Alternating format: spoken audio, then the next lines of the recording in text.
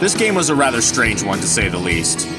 Going into this one, it looked like what should be another dominant victory. We had 2 back-to-back. It looked like the Eagles were finally getting back into their groove. But this game arrives, and Philly reverts back to their regularly scheduled mistake-prone bullshit. We were missing easy opportunities early on. I mean, we did get a touchdown, but let's finally got points in the first quarter. Took them about 9 weeks. But outside of that, let's be honest, that mainly came off of muffed pine. Had it not been for that, the streak probably would have continued. But outside of that, we were missing easy opportunities. On 4th and short, Jalen mistimes the throw to A.J. Brown, allowing the defender to close the distance. Gave him enough time to close the distance and break up that pass, because Jalen threw it too late. Even though that was a terrible play call, why would you throw it downfield on a 4th and short? And then there was another one where Jalen took a sack and he had a man wide open. I believe it was number 82. His name was also Smith, and it was kind of a guy that he's unfamiliar with. That's usually kind of the case with Jalen. If he doesn't know somebody that well, he's not going to throw to him as often, which is stupid, but it is what it is. And we were trying to run with Saquon Barkley, even though Jacksonville coming into this one, Jacksonville had the 6th best run defense and the 2nd worst pass defense. Yet, we still found a way to make it competitive. We still found a way to not make too much work. Yet we were able to jump up to a 22-0 lead, despite our many mistakes, not taking points, going for stupid 2-point conversions for no reason. Everything was still running pretty smoothly in spite of all the missed opportunities. But then Philly remembered they have a pathetically inferior opponent right in front of them, and they decided to forget. They decided to forget what to do. Decide, we're not going to tackle anymore. We're not going to cover anymore. Although Jacksonville was making adjustments offensively, doing an up-tempo offense that kind of rattled us a bit. But with Philly, what is adjusting? Just do the same things over and over again and expect high-end talent to win the day. And wouldn't you guess it, they would do just that. It looked like things were starting to fall apart. 22-0 all of a sudden became 22-16. And things were looking pretty ugly. Although Saquon Barkley's, he was down by fucking contact. The ref ball was not helping at all. But wouldn't you guess it, the high-end talent came in. Devontae Smith, beautiful dagger for a touchdown. I could watch that many times. I'm going to go back and watch that probably multiple times. It was beautiful. Jalen, you would think that Jalen would be a primary culprit for all the offensive ineptitude, with all the offensive miscues. He only made 3 bad throws. Throwing late to A.J. Brown, hesitated a little too much, allowing the defender to close the distance and break up that pass, missing a wide open guy and taking a sack, and then throwing a pass that almost resulted in a pick. Luckily for him, that ball hit the ground. But other than that, I thought he played pretty well. You see, a lot of people that were making excuses for him a little while back, this is the kind of things that you would expect. This is what people would think would be the case with what people are saying. This time, coaching was the primary suspect. This time, play calling was the primary culprit. Jalen was doing well in spite of that. Jalen was working around that. He was still making things happen. He didn't make too many mistakes. He was although except for one where he was lucky that wasn't a pick, but that was really about it.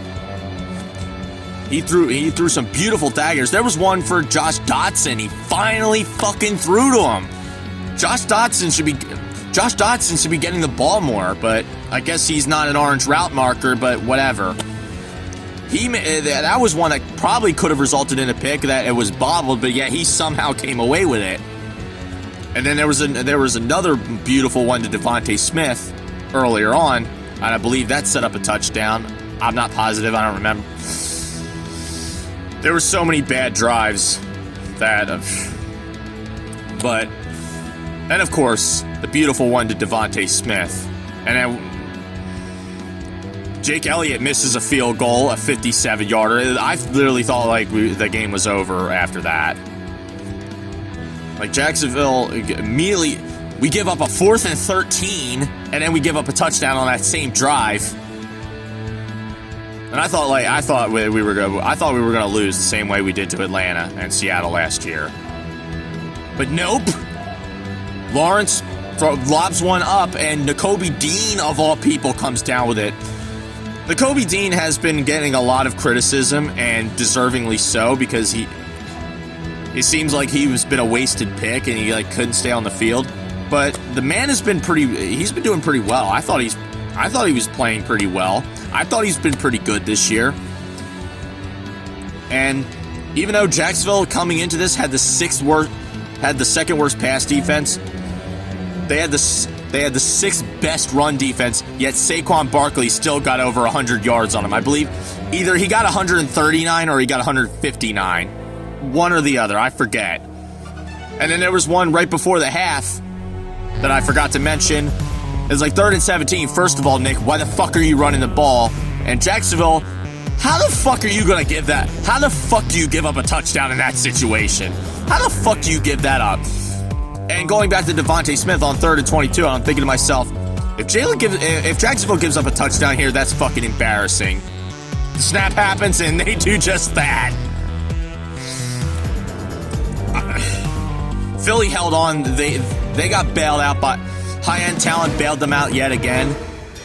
And so what you would think would happen, this is the kind of stuff you want from Jalen. This is the kind of stuff you want him to do. And he did just that. And that is bail out his incompetent coaches. I don't think Nick is bad per se, but I think he's fucking arrogant. He's stubborn. He's boneheaded, and he forces stuff, and he tries to make something. He tries to do something that isn't guaranteed to work. And if it works, not great. But if it doesn't, it's like, what the fuck are you doing? Going up next week, you got a hapless Dallas team in a stadium that you haven't won at in 7 years.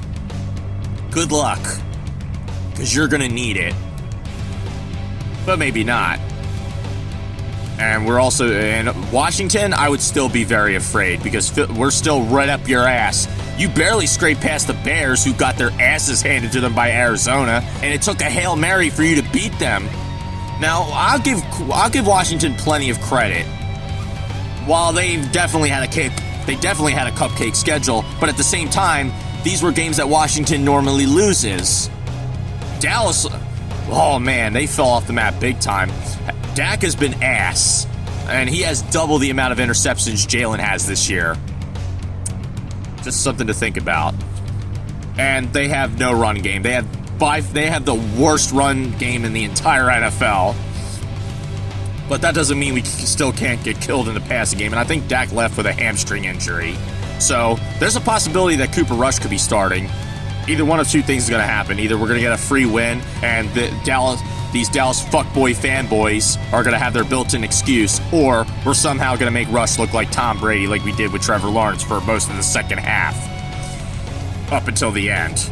But it's good that Philly. But here's the thing.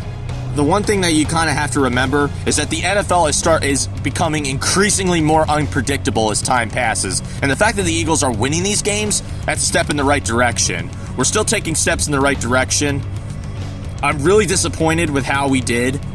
This game should not have been close. It should have been at least 33 to 15 or like something like that. And that's just being generous. But anyway, this video went on way too long. I'm glad we got the W, and of course, I got this on. Greatest defensive lineman in NFL history. I don't have any animosity towards the throwbacks anymore because they didn't replace the black alternates, so we're good. And, if you could see closely, I'm wearing it the same way Randall would. Randall was known, especially later on in his life, he's known for wearing a jersey over a shirt and tie. And I've given him flack for folding in the playoffs during his day, but at the same time, he was behind one of the worst offensive lines in NFL history. There's a lot of rich history, but I think choosing the 90s era was the most ideal choice because it had the most, number one, it had the most detailed helmet, and the jersey had the closest pattern to what the current ones look like. So it kind of works. And it's probably the most recognizable. In retrospect, it was the right move from a business standpoint because sales were going to go through the roof. Anyway, I went on long enough. This video has been over 10 minutes, which I usually like to keep them within 5, but I don't know. I had a little bit more to talk about than usual, so I'm happy with the win regardless, even though it should not have been that close. Next week, bring on Dallas, and we should fucking beat them down, but, you know. Anyway. Now, if you'll excuse me, I'm hungry. I'm gonna go back home, and I'm gonna make some steak dinner. Ribeye, of course. I want to make a tutorial on how to make that, but I think you should know by this point. Anyway, I bid you adieu.